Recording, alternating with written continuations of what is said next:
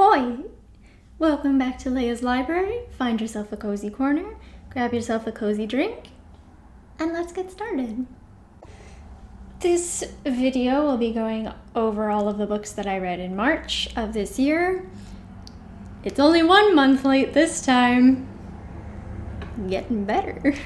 So let's get into it. Apparently, March was the month of sequels because pretty much every book I read this month was a sequel to something or other, so be like that sometimes, I guess. So, the first book I read in March was The Bone Shard Emperor by Andrea Stewart. It is a sequel to The Bone Shard Daughter, which I read last year, and it was one of my 2 favorite books that I read last year. So this one had a high bar to meet. It is a adult high fantasy set in a fantasy version of ancient China, or a fantasy-inspired version of ancient China. So, did this one live up to my expectations? Yes. I would say it is just as good, if not better, than The Bone Shard Daughter. Maybe I like The Bone Shard Daughter more. I don't know. I go back and forth. They're both very good. I love all of these characters. All of them. They're so vibrant. They're so complex. What I adore is that each and every one of them is working with just the information that they're given. So they're reacting in the way that they think is best, but you as the reader know that it's perhaps not the best. And you can really empathize with each character, even if you don't fully agree with their actions. You know where they're coming from. A little less so with the character of Nisong for me, personally. Did I mention what it was about? I didn't do that, did I? Oops. So what is it about? It is about... The sequel... It's kind of a spoiler for the first one, so I guess I'll explain what the first one is about. The Bone Shard Daughter is about, there are 2 sort of main characters. One is Lin, who is the Emperor's daughter, but she's not his heir. She has lost most of her memories due to an illness, so her father, the Emperor, doesn't really see her as worthy yet. In order to prove that she's worthy, she has to master Bone Shard magic, which is a magic that is very feared by everyone outside of the royal family, and it's a magic that only the royal family can do. And it's they take shards of skull from each member of the populace, and they can use those shards. They can write instructions on them and then put them in constructs, which are basically like Frankenstein animal pieces. And then those constructs will do whatever is written on the bone shard. So it's very creepy and... But while Lin is trying to master this and trying to prove herself as worthy of being the heir, there's a rebellion brewing just outside the palace walls. And then the other character is a smuggler and reluctant hero type. And I don't want to say too much about him, because the only one that's on the back jacket or description is Lin, so maybe it's best if you go in knowing less, but this other character is also great. They're all great. I love them. 2 of the side characters, Ranami and Faluet, I don't really know how to pronounce these names, but I'm doing my best. I think they're pronounced Ranami and Faluet, are 2 side characters who are in a sapphic relationship, and I love them. And throughout the whole second book, they're still going strong, and they're loving to each other, and they're happy with each other throughout the whole book, which is so rare to see with couples in a sequel, which is a trope that I really hate. And like they have other conflicts going on around them, and they don't necessarily agree on everything, but just because they don't agree on something doesn't mean they suddenly stop loving each other or like get super angry with each other to the point where they're just... But yeah, I love them. I love all of them. It was over 500 pages long, and there was just never a dull moment. Nothing dragged. This is one of my new favorite series, hands down. 5 out of 5 for both of them. I just really like them. Moving on to the only non-sequel this month was How Musicals Work and How to Write Your Own by Julian Woolford. Julian Woolford. I read this because I am actually writing a musical right now. I am actually writing it with a friend of mine. It is based off of a play that I wrote, and then I contacted a friend of mine who, if you're in the Varian and the Seven Kingdoms fandom, you probably already know about her. Her name is Dani, or Danielle. And I'll link her channel down below. She writes a bunch of really cool music. A lot of it Varian and the Seven Kingdoms inspired, but some of it not, and it's all great. And you should go listen to it. Anyway, she recommended this book to me because she thought it was very helpful, and so did I. It's very detailed. It lays out a comprehensive, like, step-by-step guide on like the process of writing. It has a lot of exercises in it that are very helpful. I didn't necessarily agree with everything the writer was saying. He puts a lot of stress on the hero's journey and that structure, and he kind of says that it's the best structure, and if you're writing something, it should follow this structure.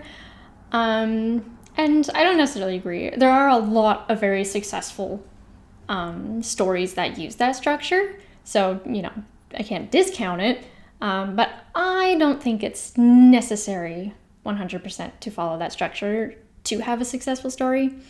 That's just me. And it does make for a nice backbone. It does make for a nice backbone when you're writing something, especially if you're stuck on something and you just need like a little to get you through it. It's very nice. My friend Dani also said that she wasn't super fond of the way he focused on the perfect rhyming schemes either. She says, you can have an effective song with imperfect rhymes. It's fine. I don't know jack about music. That's a lie. I know a little jack about music, but not how to write music, so I'll take her word for it. But overall, it was incredibly helpful to both of us, so I gave it 5 stars, and so did she. I had somebody ask me in one of my earlier videos if there's actually tea in this, or if I'm just using it for aesthetic, and there's tea. I wouldn't lie to you about that. I wouldn't lie about tea. Going back to sequels, the next book that I read in March was A Psalm of Storms... Take 2. A Psalm of Storms and Silence by Roseanne A. Brown. It is a sequel to A Song of Wraiths and Runes. Is that right? A Song of Wraiths and Rune, only one rune, which I read last year and rated 4 stars. It was very good. Both are YA fantasy. They are based on West African inspired folklore.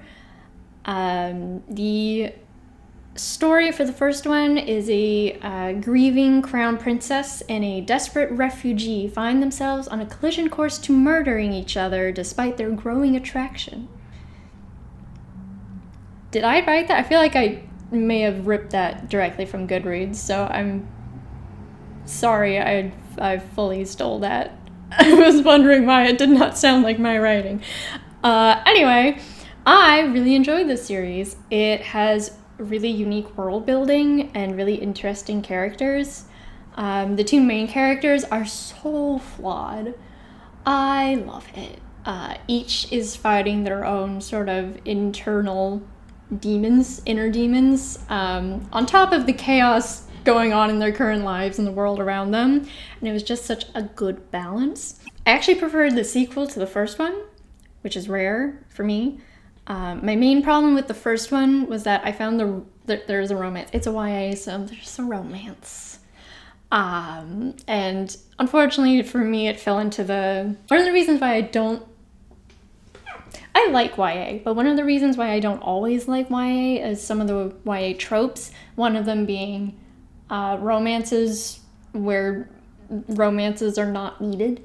And I'm fine with romance being in a story, but it has to make sense. For me, it has to make sense. Like, I have to believe that these two characters would be together in this setting.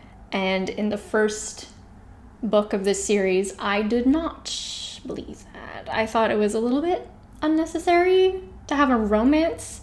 I could see them being friends, but just the romance was pushing it a little bit. But in a sequel, it worked better, and like their romance is more relevant to the story than it was in the first one. And in the sequel, there's also a non-binary character. I so rarely get to see those. This character is also coded as being on the autism spectrum. So it's a 2-for-1 representation. And I really liked them. I think that Roseanne A. Brown did a very good... Roseanne A. Brown, to my knowledge, is a cis woman, but I could be wrong. I didn't look into that. But to my knowledge, she is a cis woman, and I think she wrote this non-binary character very well.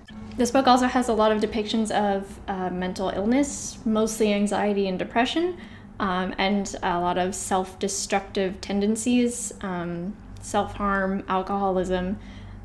Each of them I found to be handled with like so much care.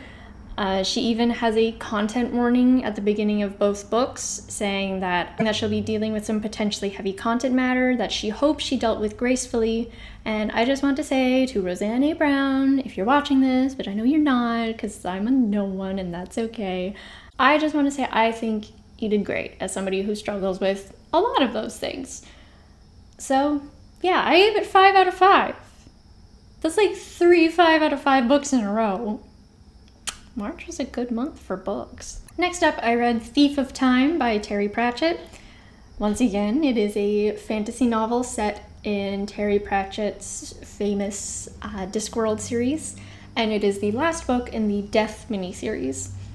So last month I read Hogfather, which is from the same miniseries, and I finished out the whole little miniseries with Thief of Time. This one is about the Discworld's first truly accurate clock is about to be made, which is a bit of a problem since it will cause time to stop completely.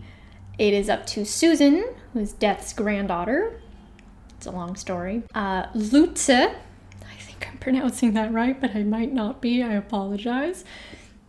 Lutze, who is a sweeper at the Monks of History monastery, and Lutze's apprentice, Lobsang, to find a way to stop the clock from being built. The Monks of History are sort of in charge of maintaining history and time and making sure everything progresses the way it's supposed to be. And yeah, Terry Pratchett books are always just so charming, and this one is no different. Just all the little ways he finds to add a little bit of magic to the most mundane things, it just gets me every time. All of the books in the Death miniseries are very heartwarming and definitely comfort reads.